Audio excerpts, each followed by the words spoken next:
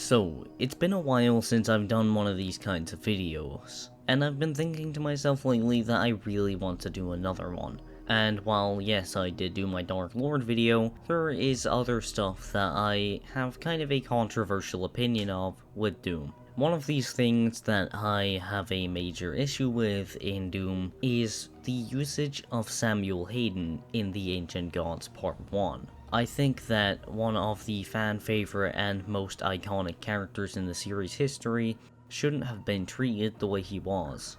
And now, when I say that, I don't mean that they treated his character with no respect and did a extremely poorly written version of him.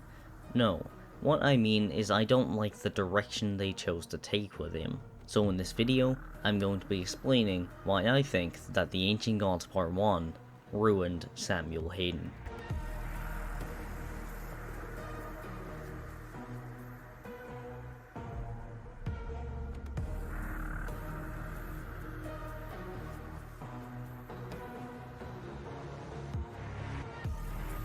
Now, digging into why I think that the Ancient Gods Part 1 ruined Samuel Hayden is a difficult one, and there's a lot to talk about. I just think that there's so many things that went wrong with Samuel Hayden's character in this DLC that it's difficult to condense it down into one video. But before we get into why I think that he was ruined, we first need to understand who Samuel Hayden is, because this will help us better understand why he was ruined. When Samuel Hayden was first introduced in Doom 2016, at first he seemed just like any other video game villain. But literally, right at the end of the first mission, we find out that this guy is less of a video game villain and more of a corporate scumbag who believes that the invasion on Mars was a necessary evil, and that it was the cost for the gift of Argent energy. But you must understand. Our interest in their world was purely for the betterment of mankind. Everything has clearly gotten out of hand now, yes. But it was worth the risk, I assure you. And while it is quite obvious that Samuel Hayden cares deeply for humanity and its future, it also seems that he really doesn't care how many people have to die to ensure humanity's future. Throughout the course of Doom 2016, it seems as if Samuel Hayden thinks that he is right in the situation. And this kind of sentiment that I get from Samuel Hayden is perfectly captured in the ending of Doom 2016. But with this, we can continue our work. I am not the villain in this story. I do what I do because there is no choice.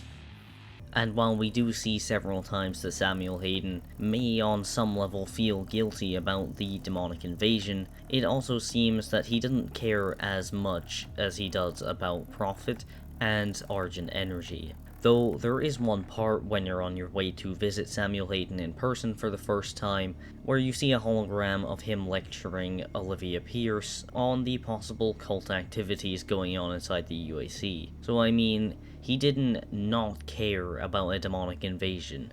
In order to make progress, we will have to make even greater sacrifices. This isn't progress, it's madness. The board understands the peculiar nature of your work, and no one is in the dark on what those sacrifices mean to mankind. But your judgment is no longer considered sound.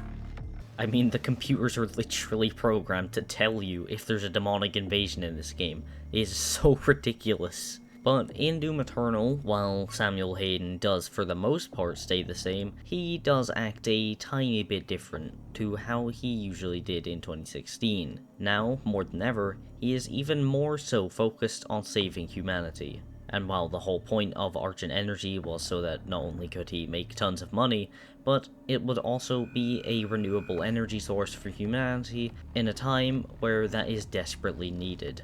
But now, in Eternal, especially from what we hear in Codex entries, he has been absolutely laser focused on saving humanity and preparing for a demon invasion.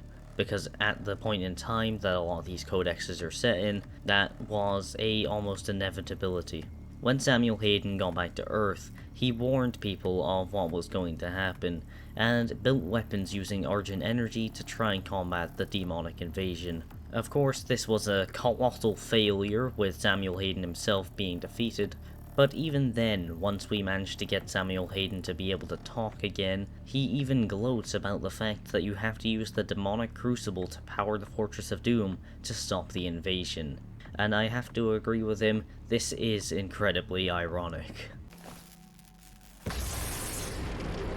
She didn't know you had the demonic crucible.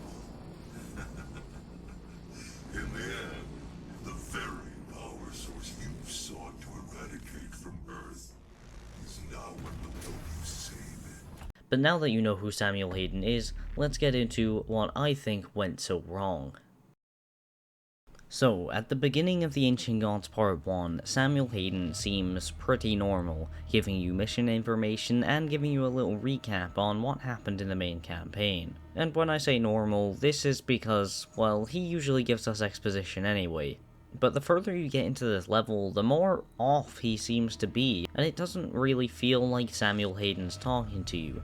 In fact, it feels like it's a completely different character. Well, that might be a bit of a stretch, but he still does seem a little bit off.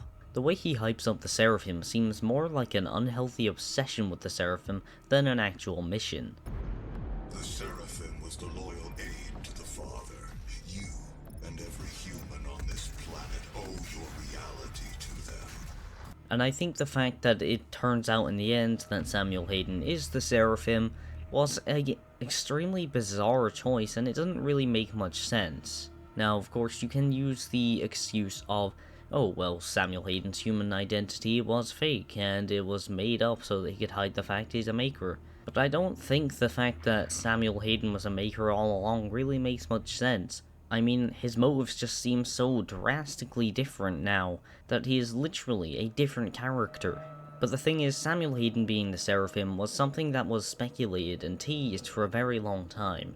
But you'd think that the Slayer would notice something's up from the way that Samuel's talking on the way to the Seraphim's chamber, especially with the fact that Samuel asks him to transfer his consciousness into the Seraphim's body. And you remember earlier when I mentioned the fact that Samuel had mostly always been focusing on saving humanity? Yeah, well, no, he kinda just uses that as a crutch now, with him talking about how he wants the Father to be resurrected so that he can save the humans, when in reality, this is just so he can save himself.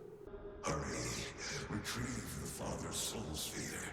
He will save Erdak from the demons. For the humans' sake, do it now.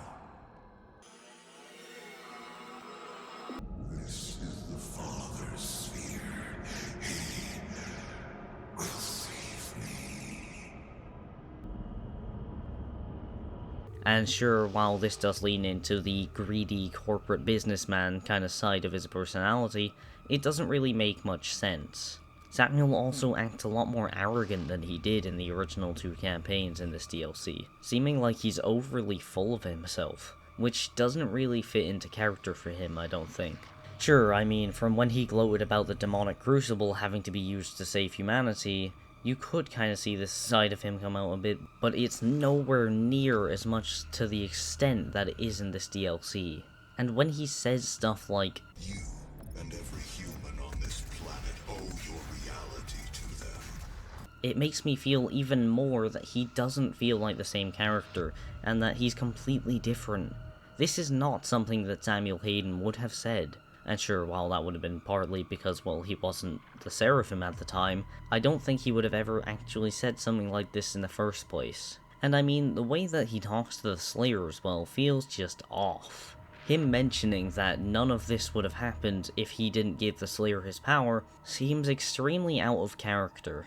And some people may not agree, but it kinda reminds me of the "I thought you'd be taller" line from Halo 4. I thought you'd be taller. I don't know, I might be wrong on that, that's just the vibes it gives me. Where would all of this be now had I not had the foresight to create you?